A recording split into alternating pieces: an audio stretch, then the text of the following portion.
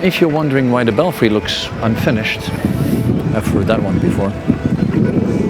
Believe it or not, that's actually the result of more than 500 years of people refusing to learn one very obvious lesson. The first stone belfry was completed around 1240. On top stood a tall wooden spire. Why? Because in medieval Europe, height meant prestige. The medieval version of mine's bigger than yours. Then 1280. The upper part of the tower burned down and the city archives were lost in the flames.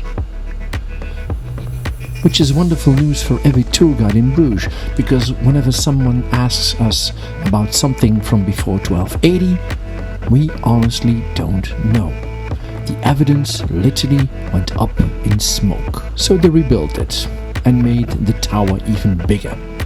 By 1487, they had added the octangular section, and on top, another wooden spire. Then in 1493, again.